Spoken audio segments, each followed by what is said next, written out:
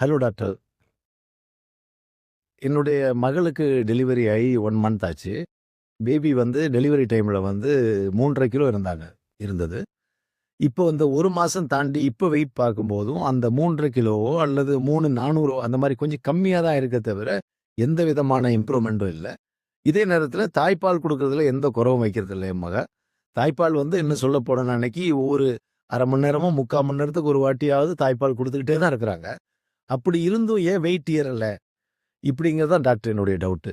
ரொம்ப அருமையான கேள்வி. இதே மாரி கிளினிக்ல நெறைய தாய்மார்கள் இதே கம்ப்ளைண்ட்ஸோட நம்மகிட்ட வராங்க. பொதுவாவே குழந்தைக்கு வெயிட் ஏறுறதுக்கு 2 மணி நேரத்திலிருந்து 3 மணி நேரத்துக்குள்ள தான் ஃபீட் பண்ணணும்னு சொல்லி தான் டாக்டர் நாங்க ஹாஸ்பிட்டல்லேருந்து குழந்தைய டிஸ்சார்ஜ் பண்றோம். ஆனா வீட்டுக்கு வந்ததுக்கப்புறம் நீங்க குழந்தை அழுதுகிட்டே இருக்குது, குழந்தை நல்ல வெயிட் கூடட்டுமே அப்படின்னு சொல்லி நீங்க பால் குடுக்க ஆரம்பிச்சுருவீங்க. இந்த 1/2 மணி நேரத்துக்கு ஒருக்க, 3/4 மணி நேரத்துக்கு ஒருக்க குடுக்கும்போது என்ன ஆகுதுன்னா, இதுக்கு பின்னாடி ஒரு சயின்ஸ் இருக்கு. தாய்ப்பால்ல முதல்ல தண்ணி சத்து தான் வரும். முதல் 10 நிமிஷத்துல குழந்தை சப்பி உரியும்போது, அதோடைய தாகத்த அடக்கக்கூடிய அளவுக்கு தான் இறைவன் படைச்சிருக்கிறான். அதுக்கு பின்னாடி தான் குழந்தை வெயிட் ஏறுறதுக்கு கொழுப்பு சத்து நிறைந்த பால் வர ஆரம்பிக்கும்.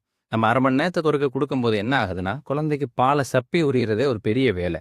அந்த மாரி ஒரு பெரிய வேலை பார்க்க வச்சுட்டு, நம்ம தண்ணி மட்டும் தான் குடுத்துட்டு இருக்கிற மாரி.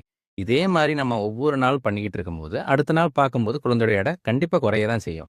ஒரு கிரவுண்ட்ல ஒரு ஆள நல்லா ஓட விட்டுட்டு அவனுக்கு சாப்பாடு எதுவுமே போடாம, தண்ணி மட்டுமே குடுத்துட்டு இருந்தா, அடுத்த நாள் அவன் எடை கூடுமா? குறையுமா?